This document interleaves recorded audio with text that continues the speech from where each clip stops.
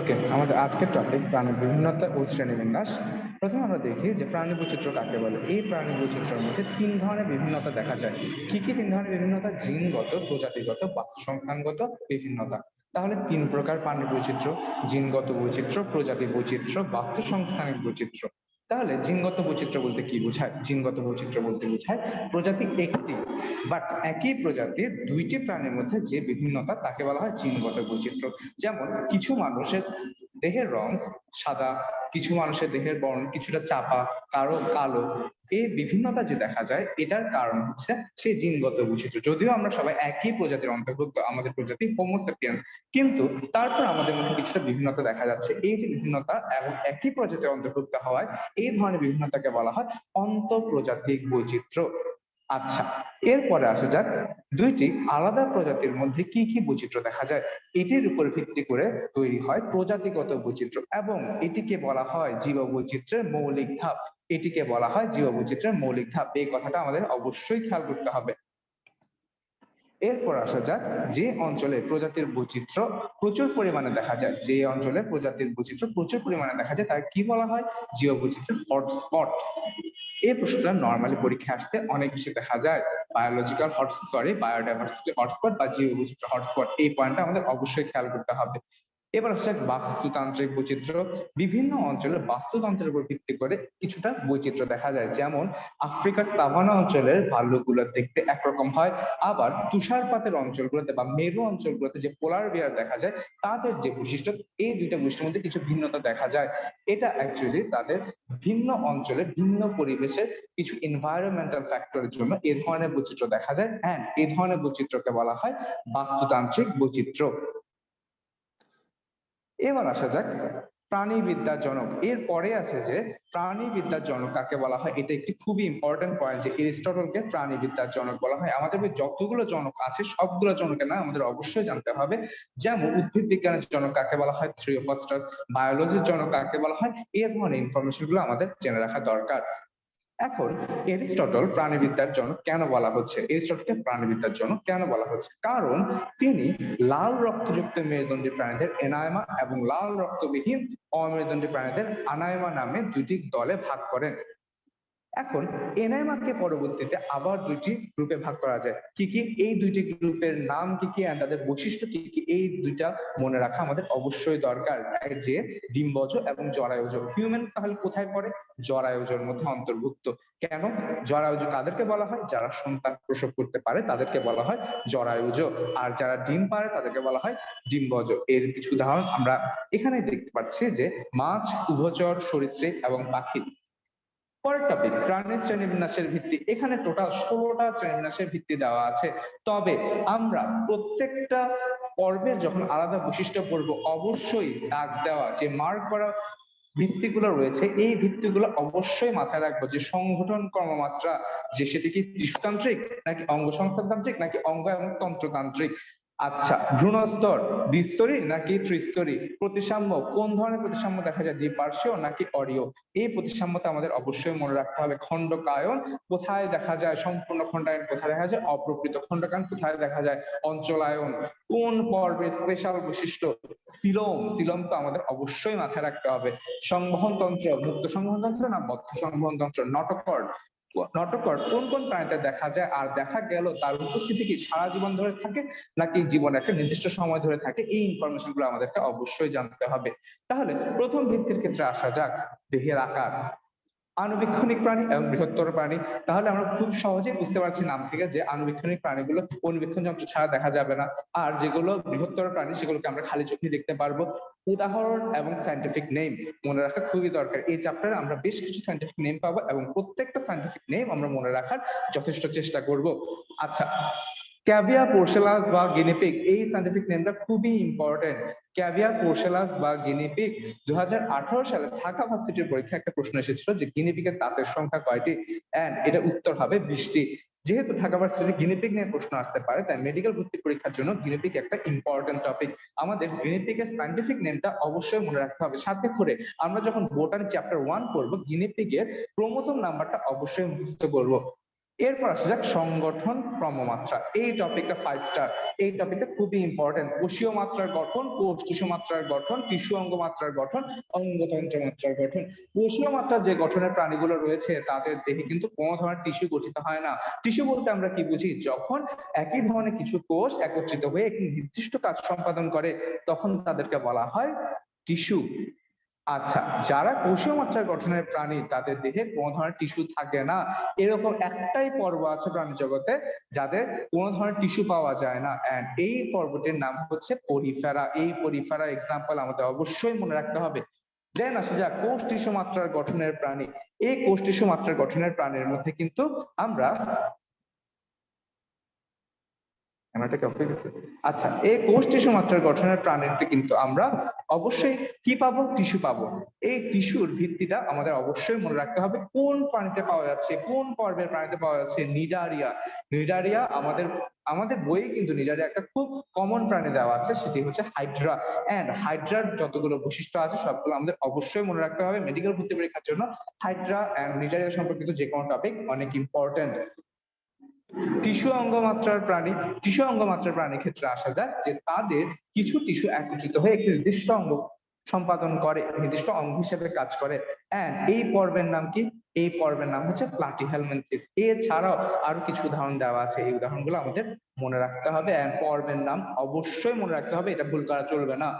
অঙ্গতন্ত্র মাত্রার গঠন, যে উচ্চতর প্রাণী গোষ্ঠীতে এই ধরনের গঠন দেখা যায়। যেহেতু প্লাটিহেলমিনথেস পর্যন্ত আমাদের টিস্যু অঙ্গ মাত্রা শেষ, তাহলে নেমাটোডা থেকে করডা পর্যন্ত যতগুলো প্রাণী আসবে সবগুলো এই অঙ্গতন্ত্র মাত্রার মধ্যে অন্তর্ভুক্ত হবে। কিন্তু সর্বপ্রথম এই অঙ্গতন্ত্র নাম এক সামুদ্রিক প্রাণী গোষ্ঠীতে এই অঙ্গতন্ত্র মাত্রার গঠন সর্বপ্রথম দেখা গিয়েছে।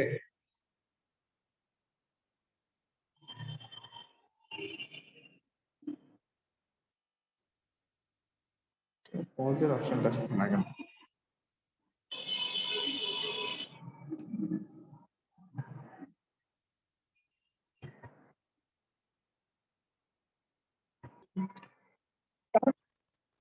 তাহলে আমরা দেখছিলাম যে কোন সামুদ্রিক প্রাণী গোষ্ঠীতে সর্বপ্রথম এই ধরনের মাত্রা দেখা গিয়েছে, সেটি হচ্ছে নিমার্টিয়া। নিমার্টিয়ার নামটি আমাদের অবশ্যই মনে রাখতে হবে, সাথে কোন কোন পর্বের মধ্যে দেখা যায় পর্বগুলোর নাম তো আমরা অবশ্যই মনে রাখবো।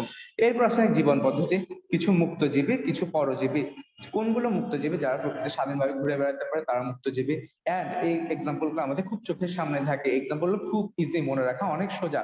আমাদের যে জিনিসটা অবশ্যই মনে রাখতে হবে সেটা হচ্ছে কবুতরের বৈজ্ঞানিক নাম, সেটি হচ্ছে কলাম্বা লিভিয়া। সাথে করে বোটানি চ্যাপ্টার 1-এ আমরা কবুতরের ক্রোমোজোম নাম্বারও পেয়ে যাব, সেখান থেকে ক্রোমোজোম নাম্বার সহ আমাদের মনে রাখতে হবে। পরজীবী, যারা অন্যদের দেহে বাস করে, কি কি আছে? কৃমি। কৃমি খুব কমন একটা পরজীবী, যেমন যকৃৎ কৃমির উদাহরণ কিন্তু এখানে দেওয়া আছে যে ফ্যাসিওলা হ্যাপাটিকা। আমরা কিছুক্ষণ পর হয়তো এই যকৃৎ কৃমির অন্য একটা নাম খুঁজে পেতে পারি। এবার আসা যাক ক্লিভেজ ও ভ্রূণীয় বিকাশ। খুবই important topic, 3 star topic. Cleavage বলতে কি বোঝায়? যখন আমাদের জাইগোট ফর্মেশন হয়। জাইগোট কিভাবে ফর্মেশন হয়? মেল গ্যামেট এবং ফিমেল গ্যামেট একসাথে মিলে জাইগোট ফর্মেশন করে। দেন জাইগোটে যে ফার্স্ট মাইটোটিক ডিভিশন হয়, সেই ফার্স্ট মাইটোটিক ডিভিশনকে বলা হয় ক্লিভেজ, বা বাংলায় বলা হয় সম্ভেদ। তাহলে ক্লিভেজ সম্পূর্ণ রকম হতে পারে বা আংশিক হতে পারে। আমরা রুই মাছের ক্ষেত্রে পড়ে এসেছি, সেখানে আংশিক ক্লিভেজ দেখা যায়। এন্ড এই আংশিক ক্লিভেজের ইংলিশে কি বলা হয়? ম্যারোব্লাস্টিক। সেখানে কিন্তু দেওয়া ছিল যে রুই মাছের ক্লিভেজ ম্যারোব্লাস্টিক ধরনের। এখন ডিমের যে প্রান্তে কুসুম থাকে তাকে বলা হয় ভেজিটাল পোল, যে প্রান্তে নিউক্লিয়াস থাকে তাকে বলা হয় অ্যানিম্যাল পোল। কোন প্রাণীর ক্লিভেজ কি ধরনের আমাদের অবশ্যই মনে রাখতে হবে। এটা আমরা কিছুক্ষণ পরেই অনেকগুলো এক্সাম্পল পাবো। আপাতত দেখা যাক ক্লিভেজকে কয় ভাগে ভাগ করা যায়। ভবিষ্যৎ পরিস্ফুটনের ভিত্তিতে। ভবিষ্যৎ পরিস্ফুটনের ভিত্তিতে ক্লিভেজ দুই প্রকার, একটা নির্দিষ্ট আর একটা অনির্দিষ্ট। অনির্দিষ্ট বলতে কি বোঝায়? যে তারা প্রাথমিক ধাপে প্রত্যেকটা অংশ বা প্রত্যেকটা কোষ কি ধরনের কোষ হবে পূর্ণাঙ্গ বডিতে, এটার সম্পর্কে কোনো ধারণা পাওয়া যায় না। অর্থাৎ একটা কোষ যে কোনো কোষে রূপান্তরিত হতে পারে। আর নির্দিষ্ট ক্লিভেজ বলতে কি বোঝায়? যে একটা কোষ কোন কোষে রূপান্তরিত হবে তা ভ্রূণীয় অবস্থায় নির্ধারিত হয়ে যায়। এই ধরনের ক্লিভেজকে বলা হয় নির্দিষ্ট ক্লিভেজ। এখন বিভাজন তলের উপর ভিত্তি করে ক্লিভেজ তিন ধরনের হয়। কি কি? অরীয় ক্লিভেজ, দ্বিপার্শ্বীয় ক্লিভেজ, সর্পিল ক্লিভেজ। এই ক্লিভেজের এক্সাম্পল মনে রাখা খুবই ইম্পর্টেন্ট। যে সকল ইম্পর্টেন্ট টপিক রয়েছে, যেমন প্রতিসাম্যতা, কিছুক্ষণ আগে আমরা পড়লাম যে ক্লিভেজের পাশাপাশি পড়লাম সংগঠন ক্রমমাত্রা। এই এক্সাম্পল গুলো মনে রাখা খুবই ইম্পর্টেন্ট। এক্সাম্পল গুলো পরীক্ষায় অনেকবার আসে, অনেক বেশি বার আসে। তাহলে অরীয় ক্লিভেজের উদাহরণ কি? আর্থ্রোপোডা। দ্বিপার্শ্বীয় ক্লিভেজের উদাহরণ করডাটা। এবং সর্পিল ক্লিভেজের এক্সাম্পল কি? অ্যানেলিডা ও মলাস্কা। এবার আসা যাক ভ্রূণস্তর। আমরা জানি যে একটা কোষ বিভাজন শুরু হওয়ার পর তার সেখান থেকে কিন্তু মাল্টিপল কোষের কিছু ক্লাস্টার ফরমেশন হয়, এন্ড সেই ক্লাস্টারকে আমরা বলি মরুলা। যখন প্রথম ডিভিশন হয় সেটাকে আমরা বলছি ক্লিভেজের পর 16টা সেল নিয়ে যে কন্ডিশন তাকে বলা হয় মরুলা পরবর্তীতে যখন একটা গহ্বর সৃষ্টি করে তখন সেই গহ্বরের নাম হয় ব্লাস্টোসিল, এবং ব্লাস্টোসিল সহ সেই দশাকে বলা হয় ব্লাস্টুলা। ব্লাস্টুলার পরের দশায় অনেকগুলো স্তর সৃষ্টি হয়, সেই স্তরীভূত দশার নাম হচ্ছে গ্যাস্ট্রুলার দশায় 2টা স্তর কিংবা 3টা স্তর দেখা যেতে পারে। যদি 2টা স্তর দেখা যায় তখন সেটাকে আমরা বলি দ্বিস্তরী প্রাণী। যদি 3টা স্তর দেখা যায় তখন তাকে বলা হয় ত্রিস্তরী প্রাণী। আর যে সকল দ্বিস্তরী প্রাণী রয়েছে তার 2টা স্তরের নাম হচ্ছে একটা একটোডার্ম আর একটা এন্ডোডার্ম। এই দুইটার মাঝখানে কিছু অকোষীয় মেসোগ্লিয়া দেখা যায়, যেমনটা আমরা হাইড্রার ক্ষেত্রে দেখেছি যে সেখানে অকোষীয় মেসোগ্লিয়া দেখা যায়। অকোষীয় মেসোগ্লিয়ার ফাংশন হাইড্রার বডিতে অবশ্যই জানতে হবে। এর পাশাপাশি এই টপিকের পাশাপাশি আমরা সেই অকোষীয় মেসোগ্লিয়ার ফাংশনটা কিন্তু একবার দেখে নিব। এবার আসা যাক এই দ্বিস্তরী প্রাণীর সবচেয়ে ভালো উদাহরণ কোনটা? সে হাইড্রা, অর্থাৎ তার পর্ব নিডারিয়া। ত্রিস্তরী প্রাণী, সকল উন্নত বৈশিষ্ট্যসম্পন্ন প্রাণী কিন্তু ত্রিস্তরী প্রাণী অন্তর্ভুক্ত। প্লাটিহেলমিনথেস থেকে একদম কর্ডাটা পর্যন্ত সকল প্রাণী ত্রিস্তরী প্রাণীর অন্তর্ভুক্ত। আচ্ছা, ত্রিস্তরী প্রাণী তাহলে কি কি স্তর দেখা যায়? একটোডার্ম, এন্ডোডার্ম আর মাঝখানে মেসোডার্ম। ওকে, এরপরে দেখো দেওয়া আছে দ্বিস্তরী এবং ত্রিস্তরী প্রাণীর পার্থক্য। এই পার্থক্যগুলো প্রত্যেকটা খুব ইম্পর্টেন্ট। আমি ব্যাখ্যা করছি না, তোমরা নিজে এটা পড়ে নেবা। এটা না বোঝার মধ্যে কিন্তু কিচ্ছু নাই। প্রতিসাম্যতা হচ্ছে আমাদের এই চ্যাপ্টারের অন্যতম ইম্পর্টেন্ট একটা টপিক। প্রতিসাম্যতা বলতে বোঝায় যে মধ্যরেখীয় তলের দুপাশে সদৃশ বা সমানাঙ্কে বিশিষ্ট অংশের অবস্থান, অর্থাৎ একই ধরনের খণ্ড বডিতে কয়টা আছে। এখন যাদেরকে এরকম একই ধরনের খণ্ডে ভাগ করা যায় তাদেরকে বলা হয় প্রতিসম প্রাণী। যাদের এই ধরনের একই রকম খণ্ডে ভাগ করা যায় না তাদেরকে বলা হয় অপ্রতিসম প্রাণী। তাহলে প্রতিসাম্যের ভিত্তিতে প্রাণীরা কয় প্রকার? টোটাল 5 প্রকার। কি কি প্রকার? গোলীয় প্রতিসাম্য, অরীয় প্রতিসাম্য, দ্বি-অরীয় প্রতিসাম্য, এরপরে আসে দ্বিপার্শ্বীয় প্রতিসাম্য এন্ড অপ্রতিসাম্য। প্রথমে গোলীয় প্রতিসাম্যের ক্ষেত্রে আসা যাক। গোলীয় প্রতিসাম্য বলতে বোঝায় যে এই প্রাণীগুলো নরমালি গোলাকার হয়, এই কারণে তাদের বডিকে যে কোনো তল দিয়ে কেটে 2টি সদৃশ অংশে ভাগ করা যায়। এই গোলীয় প্রতিসাম্য প্রাণীর উদাহরণ কি কি আছে?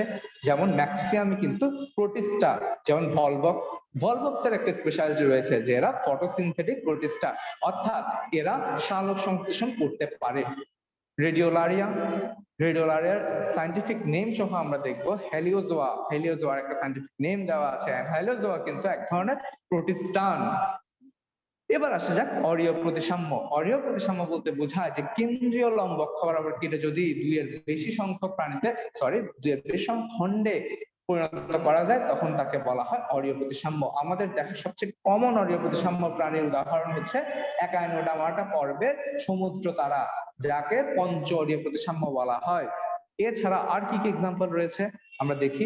হাইড্রা, জেলিফিশ, সি অ্যানিমনের বৈজ্ঞানিক নামটা আমাদের দেখার দরকার রয়েছে, যেটি হচ্ছে মেট্রিডিয়াম।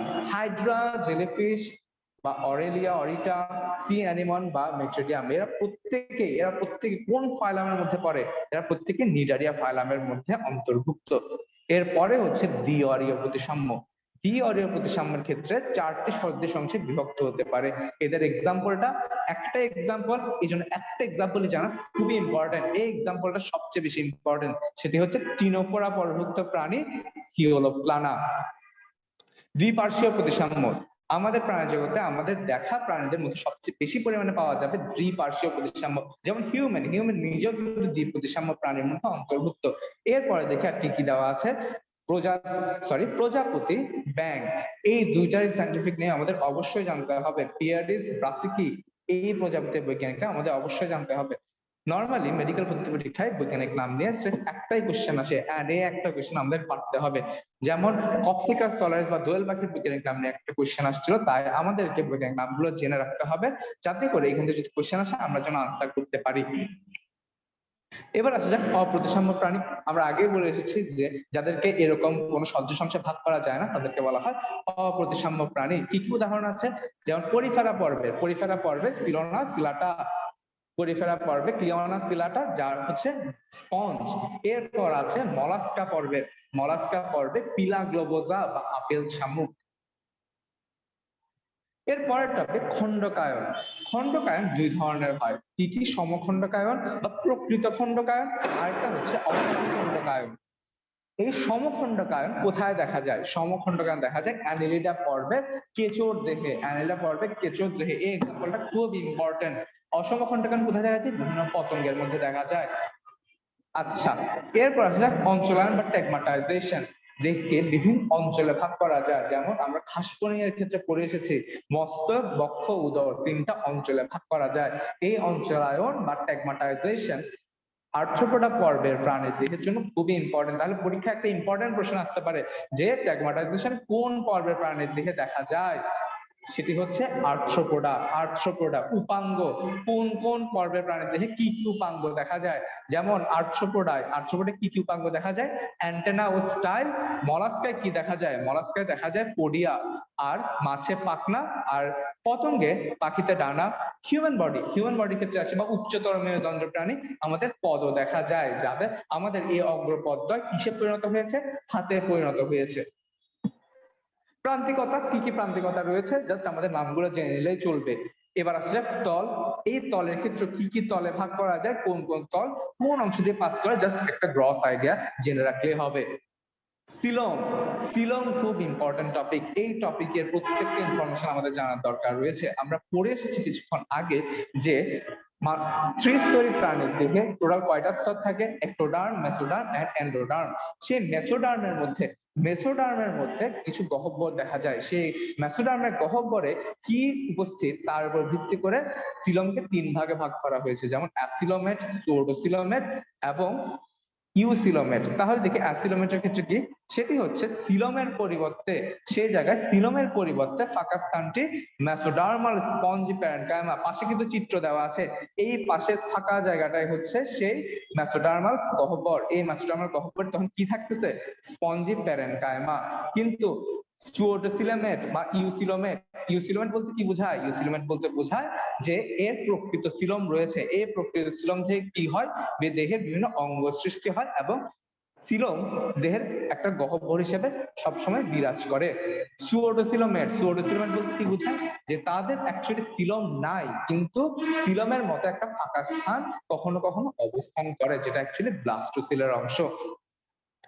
তাহলে 2019 সালে একটা কোশ্চেন আসছিল যে কোন প্রাণীটি সিলোমবিহীন, সেখানে অ্যাসিলোমের তিনটা প্রাণী সাথে করে নেমাটোডা দেওয়া ছিল। নেমাটোডা যদিও একটা সুডোসিলোমেট প্রাণী, দেখো এখন কিন্তু দেওয়াই আছে যে সুডোসিলোমের যে সকল প্রাণী হয় তাদের কিন্তু সিলোম থাকে না। যে ভ্রান্ত সিলোম বলা হয়, সেই ভ্রান্ত সিলোম বা অপ্রকৃত সিলোম কেবল সিলোমকে একটা রিপ্রেজেন্টকারী অঙ্গ, সেটা কিন্তু প্রকৃত সিলোম নয়। তাহলে এখানের এক্সাম্পল অবশ্যই ইম্পর্টেন্ট, অলরেডি একবার প্রশ্ন চলে আসছে 2019 সালে। তাহলে অ্যাসিলোমেটের উদাহরণ কি কি? পরিফেরা, নিডারিয়া, অর্থাৎ পরিফেরা থেকে প্লাটিহেলমিনথেস পর্যন্ত সুডোসিলোমেট, নেমাটোডা, সাথে করে কিছু মাইনর ফাইলা। কি কি আছে মাইনর ফাইলা? রুটিফেরা এবং কিনরকিনচা। ইউসিলোমেট কি কি আছে? বাকিগুলো অর্থাৎ নেমাটোডার পর থেকে মলাস্কা থেকে শুরু করে কর্ডারা পর্যন্ত সকল প্রাণী, সকল অপেক্ষাকৃত উন্নত প্রাণী এই ইউসিলোমেটের অন্তর্ভুক্ত বা প্রকৃত সিলোমের অন্তর্ভুক্ত। সিলোমের গুরুত্ব কি? এই যে একটা ফাঁকা স্থান সে আমাদেরকে প্রোভাইড করে, সে ফাঁকা স্থানে বিভিন্ন অঙ্গ স্বাধীনভাবে বৃদ্ধি পেতে পারে এবং নড়তে পারে। এছাড়াও সিলোম কিন্তু আমাদের বিভিন্ন ধরনের পদার্থ বহনে সাহায্য করে, সাথে করে ঘর্ষণের হাত থেকে রক্ষা করে। চতুর্থ নাম্বার পয়েন্ট খুব ইম্পর্টেন্ট, যে সিলোম চলনের সময় হাইড্রোস্ট্যাটিক কঙ্কাল হিসেবে কাজ করে। এই স্থান থেকে পরীক্ষার প্রশ্ন আসতে পারে যে হাইড্রোস্ট্যাটিক কঙ্কাল হিসেবে কে কাজ করে, নরম দেহ বিশিষ্ট প্রাণীতে হাইড্রোস্ট্যাটিক কঙ্কাল হিসেবে কে কাজ করে। তাই আমাদের সিলোমের এই ভূমিকাগুলো অবশ্যই ভালো করে দেখতে হবে। এবার আসা সংবহন তন্ত্র। সংবহন তন্ত্র উন্নত প্রাণীর দেহে একরকম, অনুন্নত প্রাণীর দেহে আরেকরকম। অনুন্নত প্রাণীর দেহে অ্যাকচুয়ালি সংবহন তন্ত্রের মধ্যে দিয়ে পানি পরিবাহিত হয়, আর উন্নত প্রাণীর দেহে সেই সংবহন তন্ত্রের মধ্যে দিয়ে রক্ত পরিবাহিত হয়। যেমন পরিফেরা পর্বের দেহে কি রয়েছে, নালীতন্ত্র। আমরা যখন বৈশিষ্ট্যগুলো দেখবো তখন এখানে খেয়াল করবো যে পরিফেরা প্রাণীর দেহে নালীতন্ত্র দেখা যায়। একাইনোডার্মাটা পর্বের দুটো স্পেশাল বৈশিষ্ট্য, একটা হচ্ছে টিউব ফিট বা নালীপথ, আর একটা হচ্ছে পানি সংবহন তন্ত্র। এই পানি সংবহন তন্ত্র কোথায় কোথায় দেখা যায় বা কোন পর্বে দেখা যায় আমাদের অবশ্যই জানতে হবে। নালীতন্ত্র কোথায় দেখা যায় আমাদের অবশ্যই ভালো করে দেখতে হবে। এবার আসে উন্নত প্রাণীর ক্ষেত্রে। উন্নত প্রাণীর ক্ষেত্রে যেহেতু রক্ত, তাই রক্ত কিসের মধ্যে দিয়ে প্রবাহিত হচ্ছে বা দেহ গহ্বরে প্রবেশ করছে কিনা এটার উপর ভিত্তি করে দুই ভাগে ভাগ করা হয়েছে।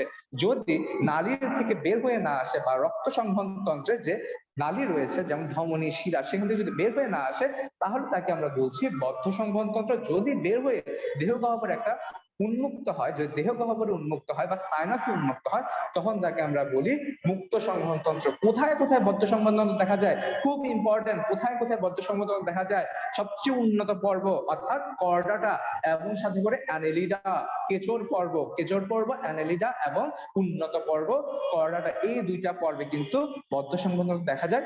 মুক্ত সংবহন তন্ত্র কোথায় দেখা যায়? আর্থ্রোপোডা এবং মলাস্কা, অর্থাৎ প্রাণী জগতে পাওয়া প্রথম বৃহত্তম এবং দ্বিতীয় বৃহত্তম দুইটা পর্ব, এখানে কোনটা দেখা যায়? মুক্ত সংবহন তন্ত্র। কঙ্কাল, কঙ্কালের ক্ষেত্রে আসা যাক। কঙ্কালের ক্ষেত্রে কিছু ইম্পর্টেন্ট পয়েন্ট দেওয়া আছে, যেমন বহিঃকঙ্কালের মধ্যে আর্থ্রোপোডে কাইটিনাস প্লেট, মলাস্কাদের ক্যালকেরিয়াস খোলক এবং মেরুদণ্ডী প্রাণীর কি কি বহিঃকঙ্কাল রয়েছে এগুলো খুব কমন, বাট আর্থ্রোপোডা এবং মোলাস্কার বহিঃকঙ্কাল জানাটা আমাদের অবশ্যই ইম্পর্টেন্ট। এরপর আসা যাক অন্তকঙ্কাল। পরিফেরাদের কি অন্তকঙ্কাল দেখা যায়? আমরা পরিফেরা পর্বে গেলে দেখবো যে স্পিকিউল নামক চূড়াময় খাটা, এই স্পিকিউল হচ্ছে এক ধরনের অন্তকঙ্কাল। সাথে করে একাইনোডার্মাটার কি ধরনের অন্তকঙ্কাল দেখা যায়? ক্যালকেরিয়াস প্লেট দেখা যায়। নরমদেহী প্রাণী যেমন কেঁচো, কৃমি, এদের কোনো কঙ্কাল থাকে না। নটকর, নটকরের উপস্থিতি একটা ইম্পর্টেন্ট ভূমিকা পালন করে। যাদের নটকর থাকে তাদেরকে আমরা বলি কর্ডেট। প্রাণী জগতে যে সকল প্রাণী জীবদ্দশায় কখনো না কখনো নটকরের উপস্থিতি দেখা যায় তাদেরকে আমরা বলি কর্ডেট। আর প্রাণী জগতে যে সকল প্রাণীর জীবন দশায় কখনোই নটকর দেখা যায় না তাদেরকে আমরা বলি নন কর্ডেট। তাহলে কর্ডেট কি আছে? যারা যা কর্ডেটা পর্বের প্রাণী সকলেই কর্ডেট, আর যারা যারা কর্ডেটা পর্বের প্রাণী না তারা সকলে নন কর্ডেট। সিম্পল। এবার আসা যাক পৌষ্টিক নালী। যাদের পৌষ্টিক গহ্বর থাকে না তাদেরকে বলা হয় প্যারাজোয়া, যাদের পৌষ্টিক গহ্বর থাকে তাদেরকে বলা হয় এন্টারোজোয়া। এক্সাম্পল কি? প্যারাজোয়ার এক্সাম্পল পরিফেরা, এন্টারোজোয়ার এক্সাম্পল নিডারিয়া থেকে খরটাটা। এবার আসা যাক প্রাণীজগৎ শ্রেণীবিন্যাস। দুইজন বিজ্ঞানীর নাম পাবো। দুইজন বিজ্ঞানী কি কি করেছেন সেই কাজগুলো আমাদের অবশ্যই মনে রাখতে হবে। আরিস হুইটেকার কি করেছেন, হ্যাকেল কি করেছেন, নামগুলো আমাদের অবশ্যই মনে রাখতে হবে। সাথে করে কোন কোন প্রাণী মনের রাজ্যে, কোন কোন প্রাণী প্রতিষ্ঠা রাজ্যে। প্রতিষ্ঠা রাজ্যের মধ্যে আমরা একটু খেয়াল করি যে এখানে কিন্তু দেওয়া আছে প্রোটোজোয়া। আমরা পড়ে এসেছি যে ম্যালেরিয়ার জীবাণু, ম্যালেরিয়ার জীবাণু কি? ম্যালেরিয়ার জীবাণু হচ্ছে এক ধরনের প্রোটোজোয়া। তাহলে ম্যালেরিয়ার জীবাণু কোন রাজ্যের অন্তর্ভুক্ত হবে? প্রতিষ্ঠা রাজ্যে। এর পাশাপাশি নিউক্লিয়ার আবরণী যুক্ত টিস্যুবিহীন সকল এককোষী জীব প্রতিষ্ঠা রাজ্যের অন্তর্ভুক্ত। ছত্রাক কোন রাজ্যের অন্তর্ভুক্ত? ভূকোষিক শৈবাল ও সকল উদ্ভিদ কোন রাজ্যের অন্তর্ভুক্ত? এই পয়েন্টগুলো আমাদের অবশ্যই জানতে হবে। এন্ড ফাইনালি অ্যানিমেলিয়া রাজ্যের মধ্যে কে কে পড়ে এই নামগুলো আমাদের জানতে হবে। এবার আসা যাক কয়টি পর্ব রয়েছে প্রাণী জগতে? টোটাল 33টি পর্ব রয়েছে, তার মধ্যে 9টিকে বলা হয় মেজর ফাইলা বা প্রধান পর্ব, বাকি সবগুলা হচ্ছে অপ্রধান বা মাইনর ফাইলা। আচ্ছা, এরপরে আসা যাক ক্যাটাগরিকরণ বা র্যাঙ্ক ভুক্তি। আমরা সরাসরি চলে আসবো ক্যাটাগরিকরণ বা র্যাঙ্ক ভুক্তি। এখান থেকে একটা লাইনে আমাদের জানতে হবে, সেটি হচ্ছে শ্রেণীবদ্ধগত এককে কি বলা হয়। সেটি হচ্ছে টেক্সন, যেটা আমরা ক্লাস 9 থেকে পড়ে আসছি। এন্ড হায়ারার্কি বলতে কি বোঝায়? স্পিসিস, শ্রেণীবিন্যাসের মূল ভিত্তি যে স্পিসিস, এই ইনফরমেশন আমাদের অবশ্যই জানতে হবে। এরপর রয়েছে কিংডম। কিংডম কি? প্রাণী শ্রেণীবিন্যাসের সার্বজনীন স্তর। তাহলে পরীক্ষা একটা কোশ্চেন ইজিলি আসতে পারে যে প্রাণী শ্রেণীবিন্যাসের সার্বজনীন স্তর কাকে বলা হয়? আনসার হবে কিংডম বা রাজ্য। কে হায়ারার্কি প্রবর্তন করেন? বিজ্ঞানীর নাম আমাদেরকে জানতে হবে, কয়টি ক্যাটাগরি নিয়ে বা কয়টি স্তর নিয়ে হায়ারার্কি প্রবর্তন করেন, স্তরের সংখ্যা আমাদের জানতে হবে। এবার আসা যাক নামকরণ, দ্বিপদ নামকরণ, ত্রিপদ নামকরণ। দ্বিপদ নামকরণ কে করেন? কেরলাস লিনিয়াস। ত্রিপদ নামকরণ কে করেন? পাখি বিজ্ঞানী শ্লেগেল। পাখি বিজ্ঞানী শ্লেগেল। এর পাশাপাশি চড়ুই পাখি এবং নীল নদের চড়ুই পাখি বৈজ্ঞানিক নাম দেওয়া আছে, আমাদেরকে দুইটাই জানতে হবে, একটা প্যাসার ডোমেস্টিকাস, একটা প্যাসার ডোমেস্টিকাস নাইলোটিকাস, যেটা নীল নদে পাওয়া যায় তাকে বলা হয় নাইলোটিকাস। জায়গার নামের উপর ভিত্তি করে কিন্তু বৈজ্ঞানিক নামকরণ করা হয়, যেমন এখানে নাইলোটিকাস দেওয়া আছে। এর পাশাপাশি আমরা পড়েছি যে ঘড়িয়াল গ্যাভিয়ালিস গ্যাঞ্জেটিকাস। গ্যাঞ্জেটিকাস কথাটি কোথা থেকে এসেছে? গ্যাঙ্গেস থেকে এসেছে। গ্যাঙ্গেস বলতে কি বোঝায়? গঙ্গা নদী। যে সকল প্রাণী গঙ্গা নদীতে প্রথম আবিষ্কৃত হয়েছে তাদের নাম এসেছে গ্যাঞ্জেটিকাস পাওয়া যায়। আচ্ছা, এরপরে আসা যাক অগ্রাধিকার আইন। আমরা পরের পৃষ্ঠে আসি অগ্রাধিকার আইন। অগ্রাধিকার আইনে জাস্ট অগ্রাধিকার আইন বলতে কি বোঝায় এটা আমরা একবার রিডিং করে নিব। এন্ড হোমোনিম এবং সিনোনিম বলতে কি বোঝায় এটা একবার রিডিং করে নিব। এটা বলতে কি বোঝায় আমি একবার এক্সপ্লেন করছি। সেটি হচ্ছে দুই বা ততোধিক টেক্সট বৈজ্ঞানিক নামের বানান যদি একই থাকে, যেমন রাজা রাজা, নাজা নাজা, দুইটা আলাদা টেক্সট, একটা জেনাস একটা স্পিসিস, কিন্তু তাদের স্পেলিং একই। এই ধরনের বৈজ্ঞানিক নামগুলোর ক্ষেত্রে হোমোনিম বা সিনোনিম বা সমনামে সিস্টেম গুলো অ্যাপ্লিকেবল হবে। সংরক্ষণ, কোন প্রাণীকে কিভাবে সংরক্ষণ করা যায়, কোন কোন কেমিক্যাল এই সংরক্ষণের জন্য ভালো মাধ্যম, আমাদেরকে এটা অবশ্যই জানতে হবে যে আমাদের খাবারের সাথে প্রতিদিন যা মিশাই দিচ্ছে সেটা হচ্ছে ফরমালিন।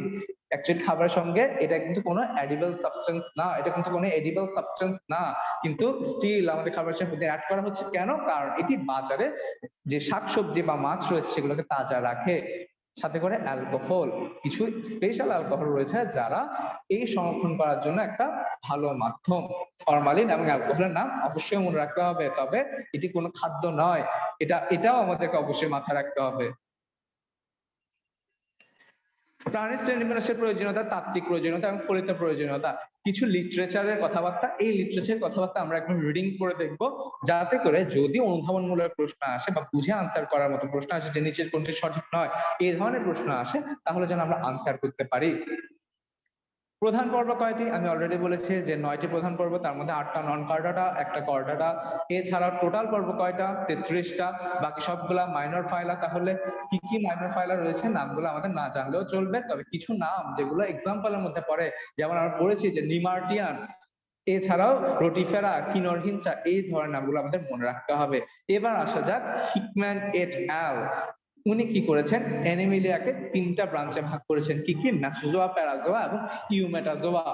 এই এরিয়াটা, বায়োল্যাটেরিয়া, এই বৈশিষ্ট্যগুলো আমাদেরকে স্লাইটলি জানতে হবে, যদিও অতটা ইম্পর্টেন্ট না, বাট স্টিল আমাদেরকে এটা জানতে হবে। এবার আসা যাক নন কর্ডাটা প্রাণীর কি কি বৈশিষ্ট্য রয়েছে। নন কর্ডাটা প্রাণীর কি কি বৈশিষ্ট্য রয়েছে, এই বৈশিষ্ট্যগুলো ট্রিপল স্টার আমাদের এগুলো অবশ্যই জানতে হবে। হ্যাঁ, নন কর্ডাটার সাথে কর্ডাটার পার্থক্যের জন্য আমরা এই পয়েন্টগুলোকে ইউজ করতে পারি। যেমন ত্বক থেকে চোখের উদ্ভব ঘটে, কিন্তু কর্ডাটায় মস্তিষ্ক থেকে চোখের উদ্ভব ঘটে। এখানে হ্যাপাটিক প্রোটাতন্ত্র অনুপস্থিত। 7 নম্বর পয়েন্ট, হ্যাপাটিক প্রোটাতন্ত্র অনুপস্থিত, কিন্তু উন্নত প্রাণী বা কর্ডাটায় হ্যাপাটিক প্রোটাতন্ত্র উপস্থিত। রক্তের হিমোগ্লোবিন কোথায় অবস্থান করে? রক্তরসে, কিন্তু ওখানে কোথায় অবস্থান করে? রক্তকণিকায়। কর্ডাটা রক্তকণিকায় অবস্থান করে। এখানে নন কর্ডাটায় হৃদযন্ত্রের অবস্থান কোথায়? পৃষ্ঠদেশে, কিন্তু কর্ডাটায় হৃদযন্ত্রের অবস্থান কোথায়?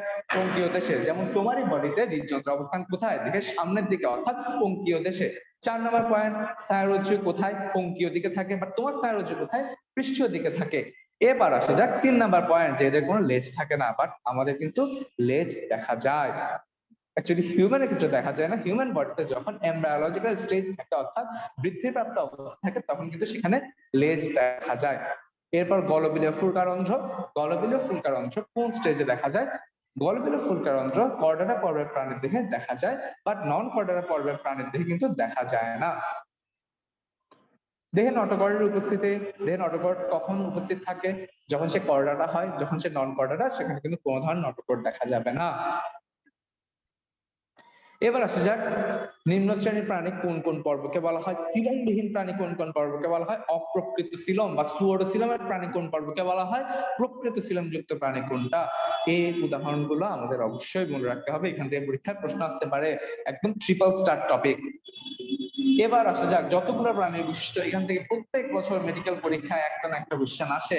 এখানে প্রত্যেকটা অমেরুদণ্ডী প্রাণীর বৈশিষ্ট্য এক একটা ট্রিপল স্টার টপিক, তার মধ্যে যে টপিক গুলো বেশিবার আসে সেগুলো কিন্তু দেওয়া আছে, আলাদা করে নোটিস করার মতো করে দেওয়া আছে। যেমন এখানে ছিদ্রালো প্রাণী বা পরিফেরা, পরিফেরা কি ধরনের প্রাণী বলা হয়, এই ইনফরমেশনটা আমাদের অবশ্যই মনে রাখতে হবে। পরীক্ষায় একটা কমন কোশ্চেন হতে পারে যে ছিদ্রালো প্রাণী কোন পর্বের প্রাণীকে বলা হয়, আনসার হবে পরিফেরা। কে সর্বপ্রথম এটা নামকরণ করেন, রবার্ট গ্র্যান্ট। এরপর আমাদেরকে যে জিনিসগুলো মাথায় রাখতে হবে যে আমরা প্রথমে বলে এসেছিলাম যে কিছু কিছু টপিকের উপর আমরা স্পেশালি খেয়াল করব এবং এগুলো সবগুলা পর্বের মধ্যে খুঁজে দেখবো। যেমন কোষীয় গঠন মাত্রা, তারপর দেখি কি ধরনের পরিবহন তন্ত্র রয়েছে, তাদের দেখে স্পেশাল কি কি বৈশিষ্ট্য পাওয়া যায়, তাদের প্রতিসাম্যতা কি। যেমন আমরা অলরেডি কিন্তু পড়েছি যে এখানে স্পঞ্জ স্পঞ্জ কি ধরনের ছিল, অপ্রতিসাম্য প্রাণী। কিলোনা সিলাটা কি ছিল, অপ্রতিসাম্য প্রাণী। তাহলে পরিফেরা বৈশিষ্ট্যগুলোর ক্ষেত্রে দেখা যাক যে কোষীয় মাত্রার গঠন, অস্টিয়া, নালীতন্ত্র, স্পিকিউল, স্পিকিউল কি চূর্ণময় ক্ষুদ্রকাটা, কোয়ানোসাইট, স্পঞ্জোসিল, অস্কিউলাম এবং পূর্ণাঙ্গ প্রাণীর নিশ্চল। এই ধরনের বৈশিষ্ট্যগুলো আমাদের অবশ্যই জানতে হবে। সাথে করে লার্ভার নাম, লার্ভার নামগুলো আমাদের মনে রাখতে হবে। অ্যামফিব্রাসুলা এবং প্যারেনকাইমুলা, এই লার্ভার নাম আমরা প্রত্যেকটা পর্বের জন্য পাবো, প্রত্যেকটা পর্বের জন্য কিছু লার্ভা পাবো, এই লার্ভার নাম আমাদের মনে রাখতে হবে। এবার আসা যাক আমরা দেখবো প্রত্যেকটা পর্বের নিচে কিন্তু কিছু প্রাণী দেওয়া আছে, সাথে করে কিছু বৈজ্ঞানিক নাম। বৈজ্ঞানিক নাম এবং প্রাণীর নাম আমাদের অবশ্যই শিখতে হবে। যেমন বাথ স্পঞ্জ, বাথ স্পঞ্জের বৈজ্ঞানিক নাম। শিলাযুক্ত স্পঞ্জ, শিলাযুক্ত স্পঞ্জ সবচেয়ে ইম্পর্টেন্ট, এই শিলাযুক্ত স্পঞ্জের নাম আমাদের অবশ্যই মনে রাখতে হবে। এরপর আসা যাক শ্বেত স্পঞ্জ। নিডারিয়া, নিডারিয়া পর্বের নামকরণ কি করেন, হ্যাশট্যাগ। নিডারিয়া পর্ব আমাদের জন্য খুব ইম্পর্টেন্ট, কারণ কি এখান থেকে একটা প্রাণী আমাদের বইয়ে এক্সপ্লেইন করা আছে, সেই প্রাণীটার নাম কি, হাইড্রা। নিডারিয়া পর্বের মধ্যে কি ধরনের প্রতিসাম্যতা দেখা যায়, আমরা অলরেডি পড়ে আসছি যে হাইড্রার মধ্যে অরীয় প্রতিসাম্যতা দেখা যায়, পাশাপাশি অরেলিয়া, অরিটা, মেট্রিডিয়ার মধ্যে অরীয় প্রতিসাম্যতা দেখা যায়। এন্ড এখানে কোন ধরনের কোষীয় মাত্রার গঠনের প্রাণী দেখা যায়, কোষ টিস্যু মাত্রার গঠন। কোষ টিস্যু মাত্রার গঠন নিডারিয়ানদের থেকে স্পেশাল নামে ডাকা হয়, কি কি, সমুদ্রের ফুল, পৃথিবীর অন্যতম রত্ন ভান্ডারও বলা হয়। কেন বলা হয়, কারণ এরা প্রবাল প্রাচীর ফরমেশন করে, এবং সমুদ্রের রেইন ফরেস্ট বলা হয় এই প্রবাল প্রাচীরকে। আচ্ছা, আমরা অলরেডি পড়ছি যে এরা কোষ টিস্যু মাত্রার প্রাণী। এন্ড এরা কোন ধরনের প্রতিসাম্যতা দেখায়, অরীয় প্রতিসাম্যতা। কয়টা স্তর থাকে, কয়টা ভ্রূণ স্তর থাকে, দুইটা। কি কি, এক্টোডার্ম এবং মেসোডার্ম। এই এক্টোডার্মকে কি কি বলা হচ্ছে দেখো, এপিডার্মিস, ভিতরটাকে বলা হচ্ছে গ্যাস্ট্রোডার্মিস বা এন্ডোডার্মিস। এরপর দেখি এই দুইটা মাঝখানে কি থাকে, অকোষীয় ম্যাসোগ্লিয়া। নেমাটোসিস থাকে, আমরা হাইড্রা পড়ার সময় দেখে এসেছি যে সেখানে নেমাটোসিস ধারণকারী নিউরোসাইট থাকে। কোথায় সবচেয়ে বেশি পাওয়া যায়, কোর্সিকার মধ্যে। কোর্সিকার মধ্যে সবচেয়ে বেশি পাওয়া যায় এই নিউরোসাইট কোষ, কারণ কি কোর্সিকা খাদ্য ধরা চলনের সাহায্য করে এবং আত্মরক্ষায় ব্যবহৃত হয়। এবার আসা যাক সিলেন্ডারন। এই সিলেন্ডারন খুব ইম্পর্টেন্ট একটা পয়েন্ট। কারণ কি, কারণ হচ্ছে এই সিলেন্ডারনের উপস্থিতির জন্য নেমাটোড নিডারিয়া পর্ব পূর্ববর্তী সময়ে সিলেন্টারেটা নামে অভিহিত করা হতো। এই নিডারিয়াকে আগে সিলেন্টারেটা বলা হতো শুধুমাত্র সিলেন্টারের উপস্থিতির জন্য। এরপর আসা যাক খাদ্যের পরিপাক কিভাবে হয়, বহিঃকোষীয় অন্তঃকোষীয় উভয় ভাবে। পলিপ মেডুসা, পলিপ মেডুসা কি কি বৈশিষ্ট্য রয়েছে এবং কোন লার্ভা দশা দেখা যায়, প্লানুলা লার্ভা, প্লানুলা লার্ভা লার্ভা দশাটা মনে রাখতে হবে। কয় প্রজাতির নিডারিয়ান স্বাদু পানির, কয় প্রজাতির সামুদ্রিক, আমাদের খেয়াল করে পড়তে হবে। এবার আসা যাক কি কি প্রাণী রয়েছে, বাংলা নামগুলো অবশ্যই দেখবো, বাংলা নামগুলো অবশ্যই দেখবো, সাথে করে কি কি স্পেশাল নাম আমাদেরকে দেখতে হবে, আমরা কিন্তু নিচে লিখে দিয়েছি। দেখো, হাইড্রা, অরেলিয়া অরিটা, মেট্রিডিয়াম। এন্ড এগুলো কিন্তু আমরা কোথায় পেয়েছিলাম, অরীয় প্রতিসাম্য প্রাণীর উদাহরণের ক্ষেত্রে পেয়েছিলাম, ফলে এটা কোনো নতুন এক্সাম্পল নয়। এবার আসলে প্লাটিহেলমিনথেস বা এই পর্বের প্রাণীগুলো কি বলা হয়, চ্যাপ্টা কৃমি, চ্যাপ্টা কৃমি বলা হয়। কে নামকরণ করেন, মিনট। এখান থেকেই ত্রিস্তরী প্রাণী শুরু হয়। আমরা যখন স্তর করছিলাম তখন কিন্তু দেখে এসেছি যে নিডারিয়ারা ছিল দ্বিস্তরী, প্লাটিহেলমিনথেসের পর্বটা সবাই ত্রিস্তরী। এদের দেখে কোন ধরনের গঠন দেখা যায়, টিস্যু অঙ্গ মাত্রার। এবং এবার আসলে বৈশিষ্ট্যের ক্ষেত্রে যে এরা প্রথম ত্রিস্তরী প্রাণী, দ্বিপার্শ্বীয় প্রতিসাম্যতা, দ্বিপার্শ্বীয় প্রতিসাম্যতা। এরপর কিউটিকেল, কিউটিকেল একটা ইম্পর্টেন্ট পয়েন্ট। সিলোম, কোন ধরনের সিলোম থাকে, অ্যাসিলোমেট। যদিও এরা ত্রিস্তরী কিন্তু এরা অ্যাসিলোমেট, এটা খেয়াল করে পড়তে হবে। 5 নাম্বার পয়েন্ট, চোষক, সরি 6 নাম্বার পয়েন্ট, চোষক বা হুকের উপস্থিতি, এটা কি ইম্পর্টেন্ট পয়েন্ট। রেচনতন্ত্র, খেয়াল করে দেখবো যে কিছু প্রাণীর মধ্যে স্পেশাল ধরনের রেচনতন্ত্র দেখা যায়। কোনটার মধ্যে শিখাকোষ, কোনটার মধ্যে নেফ্রেডিয়া, আমাদেরকে খেয়াল করে পড়তে হবে। যেমন প্লাটিহেলমিনথের কোন ধরনের রেচনতন্ত্র? শিখাকোষ। এটা একটা ইম্পর্টেন্ট কোশ্চেন, আমাদেরকে অবশ্যই মনে রাখতে হবে। এই ইম্পর্টেন্ট কোশ্চেনটা অবশ্যই মনে রাখতে হবে। অধিকাংশ পরজীবী, এন্ড আমরা জানি যে এই প্লাটিহেলমিনথ পর্বের প্রাণীগুলো আমাদের বডিতেই পরজীবী হিসেবে বাস করে। যেমন ভেড়ার ক্ষেত্রে কি রয়েছে? ভেড়ার ক্ষেত্রে রয়েছে যকৃত কৃমি। মানুষের ক্ষেত্রে কি দেখা যায়? স্কিওস্টোমা মানসোনি। এটা কি? মানুষের রক্তকৃমি। এর আক্রমণে কি হয়? স্কোমাসিস হয়, স্কিস্টোমাসিস হয়, সরি উচ্চারণ একটু ভুল ছিল, স্কিস্টোমাসিস হয়। আর এরপর আসা যাক শুকরের ফিতাকৃমি। শুকরের ফিতাকৃমি বৈজ্ঞানিক নাম কি? Taenia solium. নেমাটোডা, নেমাটোডার নামকরণ কে করেন? গোগেনবর্গ। গোগেনবর্গ নামকরণ করার পাশাপাশি এই নেমাটোডা পর্বের প্রাণীগুলো কি কি নামে অভিহিত করা হয়? সুতাকৃমি এবং গোলকৃমি। কোন মাত্রার প্রাণী? অঙ্গ এবং তন্ত্র গঠন মাত্রার প্রাণী। নেমাটোডার বৈশিষ্ট্য কি? আমরা এখন যা যা করছিলাম প্লাটিহেলমিনথেস থেকে শুরু করে সবই কিন্তু দ্বিপার্শ্বীয় প্রতিসাম্য। এর আগে পড়েছি নিডারিয়া, কি ধরনের ছিল? অরীয় প্রতিসাম্য প্রাণী। এবার আসা যাক তাদের সিলোম। নেমাটোডের স্পেশাল বৈশিষ্ট্য যে এরা ফ্লোরোসিলোমেট এবং অখণ্ডকায়িত। এদের কোন ধরনের নির্মিত? দেখো ইলাস্ট্রিন নির্মিত। এবার আসা যাক নলের ভিতর নল গঠন। এই গঠন আর কোথাও দেখা যায় না, এটা নেমাটোডের স্পেশাল বৈশিষ্ট্য। মুখছিদ্র থেকে বৈশিষ্ট্যপূর্ণ ওষ্ঠ, পরীক্ষার ইম্পর্টেন্ট কোশ্চেন, যে বৈশিষ্ট্যপূর্ণ কাদের দেখা যায়?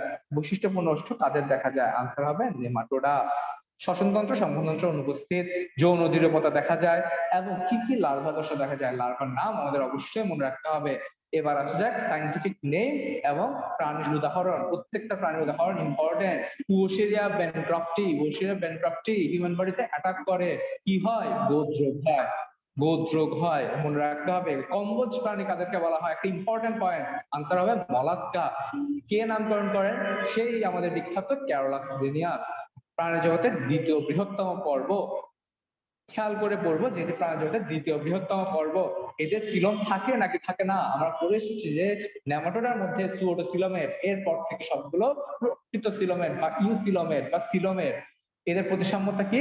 দ্বিপার্শ্বীয়। গ্যাস্ট্রোপোডা ব্যতীত। গ্যাস্ট্রোপোডা বলতে কাকে বোঝায়? সেই যে আমরা পড়েছিলাম অপ্রতিসাম্য প্রাণী আপেল শামুক। আপেল শামুকের এক্সাম্পল ছিল, সরি আপেল শামুকের সাইন্টিফিক নাম ছিল পিলা গ্লোবোজা। সেই আপেল শামুকের যে পরিবার বা বর্গ তাকে বলা হয় গ্যাস্ট্রোপোডা। এন্ড এই গ্যাস্ট্রোপোডা দ্বিপার্শ্বীয় প্রতিসাম্যের মধ্যে পড়ে না, তারা অপ্রতিসাম্য। এদের দেহ কিসে আবৃত? ম্যান্টাল। ম্যান্টাল থেকে ক্ষরিত পদার্থের খোলক তৈরি হয়, এরা খোলকের ভিতরে অবস্থান করে। এদের পৌষ্টিক নালী প্যাঁচানো। এদের পদ দেখা যায় কি ধরনের? মাংসপিণ্ডের মতো পদ। এদের রেতি জিহ্বা বা রেডুলা দেখা যায়, এটাও আরেকটা ইম্পর্টেন্ট পয়েন্ট। রক্তে কোন ধরনের রঞ্জক দেখা যায়? হিমোসায়ানিন। আমরা পঞ্চম অধ্যায়ে কিছুদিন আগে পঞ্চম অধ্যায়ে পড়ে এসেছি যে বিভিন্ন ধরনের রঞ্জকের উপস্থিতি, হিমোগ্লোবিন, ক্লোরোফ্লুরিন, হিমোসায়ানিন। তার মধ্যে হিমোসায়ানিন কোথায় দেখা যায়? মলাস্কা পর্বে দেখা যায়। এছাড়া হিমোসায়ানিনের গঠনকারী উপাদান কি? অবশ্যই দেখতে হবে যে আমিষ ও কপার। আচ্ছা, এবার আসা যাক তাদের কোন ধরনের লার্ভা দেখা যায়। সরি, হ্যাঁ, কোন ধরনের লার্ভা দেখা যায়? ট্রোকোফোর বা ভ্যালিজার বা গ্লসিডিয়াম। এক্সাম্পল খুব ইম্পর্টেন্ট। স্বাদু পানির ঝিনুক, স্বাদু পানির ঝিনুক, কাইটন, আপেল শামুক, অক্টোপাস। এর পাশাপাশি একটা এক্সাম্পল অ্যাড করে দেওয়া আছে যে পিনেটোডা ভালগারিস, মুক্তা ঝিনুক, যেটা আমরা কক্সবাজার গেলে খুব বেশি দেখি। অঙ্গুলিমাল প্রাণী কাদেরকে বলা হয়? অ্যানেলিডা। অ্যানেলিডা পর্বের সকল প্রাণীকে বলা হয় অঙ্গুলিমাল। এবং এটাও আরেকটা বিখ্যাত ব্যক্তির নামকরণ করেছে, নাম কি? ল্যামার। এবার আসা যাক অ্যানেলিডা পর্বের প্রাণীর বৈশিষ্ট্য। এদের কিউটিকল পাওয়া যায়, দ্বিপার্শ্বীয় প্রতিসাম্য। তাহলে আমরা প্লাটিহেলমিনথেস থেকে অ্যানেলিডা পর্যন্ত সবগুলাই পেয়েছি কি? দ্বিপার্শ্বীয় প্রতিসাম্য, এক্সেপ্ট গ্যাস্ট্রোপোডা অপ্রতিসাম্য। এদের স্পেশাল বৈশিষ্ট্য কি কি? প্রকৃত খণ্ডকায়ন, এটা একটা ইম্পর্টেন্ট পয়েন্ট। ট্রু সেগমেন্টেশন আর কোনো প্রাণীতে দেখা যায় না, শুধুমাত্র এই অ্যানেলিডা পর্বে দেখা যায়। কাইটিনময় সিটি, প্যাশল প্যারাপোডিয়া, নেফ্রিডিয়া নামক রেচনাঙ্গ, খুব ইম্পর্টেন্ট পয়েন্ট। রক্ত সমুদ্র বদ্ধ প্রকৃতির। কোন লার্ভা? ট্রোকোফোর, সাথে করে রঞ্জক, হিমোএরিথ্রিন এবং ক্লোরোফ্লোরিন। কি কি বৈশিষ্ট্য কি কি প্রাণী পাওয়া যায়? মহিষাজোক, তার বৈজ্ঞানিক নাম পার্চমেন্ট কীট, লালচে কীট, দর্শনীয় কীট, ক্রোমোস কীট। এই বাংলা নামগুলো আমাদের অবশ্যই মনে রাখতে হবে। সাথে করে কিছু অ্যাড করা আছে, এগুলো আমাদের খুব কমন প্রাণী, যেমন কেঁচো, ম্যাকাফিয়ার পস্থুমা। যোগ, যোগের বৈজ্ঞানিক নাম, সাথে করে রক্তকীটের বৈজ্ঞানিক নাম। ইজি, কিন্তু খুব কমন। এই কমন বৈজ্ঞানিক নামগুলো আমাদের মনে রাখতে হবে। সন্ধিপতি প্রাণী বা আর্থ্রোপোডা প্রাণী জগতে বৃহত্তম পর্ব, তাদের সকল বৈশিষ্ট্য খুব ইম্পর্টেন্ট। তারা প্রাণী জগতে বৃহত্তম পর্ব কিভাবে হতে পেরেছে? কারণ তাদের পঞ্চেন্দ্রিয় খুবই কার্যকরী। তাদের কি কি বৈশিষ্ট্য দেখা যায়? দেহ খণ্ডকায়িতা এবং টেগমাটাইজেশন, যেটা আমরা পড়ে এসেছি, যে টেগমাটাইজেশন একমাত্র আর্থ্রোপোডায় দেখা যায়। দ্বিপার্শ্বীয় প্রতিসাম্য, সন্ধিযুক্ত উপাঙ্গ, একজোড়া অ্যান্টেনা, একজোড়া পুঞ্জাক্ষী, কাইটিন নির্মিত দেহ, হিমোসিল অর্থাৎ তাদের রক্ত সংবহনতন্ত্র উন্মুক্ত। এবার তাদের কিসে কিসের মাধ্যমে শ্বসন হয়? ট্রাকিয়া, ফুলকা, বুকগিল বা বুকলাং। বুকগিল কোথায় দেখা যায়? চিংড়ি মাছের মধ্যে বুকগিল দেখা যায়। সরি, চিংড়ি কিন্তু কোনো মাছ নয়, চিংড়ি একটা আর্থ্রোপোড। এবার আসা যাক প্রধান রেচনাঙ্গ কি? মালপেজিয়ান নালিকা। আমরা ঘাসফড়িংয়ের দেহ পড়ার সময় মালপেজিয়ান নালিকা অবশ্যই খেয়াল করেছি যে সেখানে 100টার মতো মালপেজিয়ান নালিকা পাওয়া যায়। এর পাশাপাশি আর কি গ্রন্থির মাধ্যমে রেচন হয়? এটাও আমরা পড়েছি, কক্সাল, অ্যান্টেনাল, ম্যাক্সিলারি, সবুজ গ্রন্থি। আচ্ছা, কি কি দশা দেখা যায় রূপান্তরের সময়? Larva, pupa, nymph. আর্থ্রোপোডার নাম এবং বৈজ্ঞানিক নাম: মিঠা পানির বড় চিংড়ি বা গলদা চিংড়ির বৈজ্ঞানিক নাম ম্যাক্রোব্রাকিয়াম রোজেনবার্গি। অবশ্যই পড়তে হবে। গৃহমাছির বৈজ্ঞানিক নাম মুস্কা ডোমেস্টিকা। ডেঙ্গুবাহী মশা এডিস অ্যাজেক্টি, মনে রাখতে হবে। মৌমাছি অ্যাপিস ম্যালিফেরা বা চিরেঙ্গারা বলে মাইল্লাফিরা। রাজকাকড়া আমাদের মনে রাখতে হবে। রাজকাকড়া ইম্পর্টেন্ট পয়েন্ট বিবর্তন চ্যাপ্টারের জন্য। আচ্ছা, কন্টকতক প্রাণী কাদেরকে বলা হয়? একাইনোডার্মাটা। কে নামকরণ করেন? Jacob Klein. এদের কি বলা হয়? সমুদ্র তারার মাধ্যমে এই পর্বটা সবচেয়ে বেশি পরিচিতি পেয়েছে। কোন ধরনের প্রতিসাম্যতা দেখা যায়? পঞ্চগড়ীয় প্রতিসাম্য। আমরা ওরীয় প্রতিসাম্য আর কোথায় দেখেছি? নিজারিয়া পর্বে। লার্ভা দশায় কিন্তু এদের প্রতিসাম্যতা ডিফারেন্ট। দ্বিপার্শ্বীয় প্রতিসাম্য। স্পেশাল পয়েন্ট গুলো খেয়াল করি যে এদের নালিকা পথ বা টিউব ফিট, পানি সংবহন তন্ত্র, অ্যাম্বুলেক্টাল খাত কয়টি? 5টি দেখা যায়। এদের হিমাল বা পেরিহিমাল তন্ত্র, সংবহন তন্ত্র কাজ করে, কোনো রেচন তন্ত্র থাকে না। এবার আসা যাক, এই প্রাণীর সকল সদস্য সামুদ্রিক। তার পরীক্ষা আসতে পারে যে কোন পর্বের সকল সদস্যই সামুদ্রিক, মুক্তজীবী সামুদ্রিক, কোনো পরজীবী সদস্য নেই। কাদের? সেটা আনসার হবে একাইনোডার্মাটা। এক্সাম্পল গুলা দেখি। এক্সাম্পল, বাংলা এক্সাম্পল অবশ্যই দেখবো, সাথে করে একটা বৈজ্ঞানিক নাম বলবো, যে অ্যাস্টেরিয়াস রুবেন। সাথে করে একটা বৈজ্ঞানিক নাম এখানে লেখা আছে, প্রত্যেকে লেখা আছে। আমরা যদি বইয়ের পাতা উল্টাই দেখবো একটা প্র্যাকটিক্যাল সেকশন আছে, সেই প্র্যাকটিক্যাল সেকশনে কিন্তু সমুদ্র তারা বৈজ্ঞানিক নাম দেওয়া আছে অ্যাস্ট্রোপ্যাক্টন ইউরিয়াক্যান্থাস। যদিও এখানে দেওয়া আছে অ্যাস্টেরিয়াস রুবেন, কিন্তু সেখানে কিন্তু অ্যাস্ট্রোপ্যাক্টন ইউরিয়াক্যান্থাস দেওয়া আছে। এটা হচ্ছে আমাদের টোটাল নন কর্ডাটা অংশ। এই নন কর্ডাটা অংশ আমাদের পরীক্ষার জন্য খুব ইম্পর্টেন্ট। সাথে করে কিছু 5 স্টার টপিকও এর মধ্যে অন্তর্ভুক্ত। এই টপিকগুলো আমাদের ভালো করে জানতে হবে।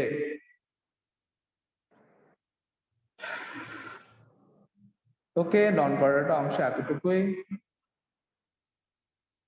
আমরা এর পরবর্তী অংশ অর্থাৎ কর্ডাটা পরের সেশনে করব।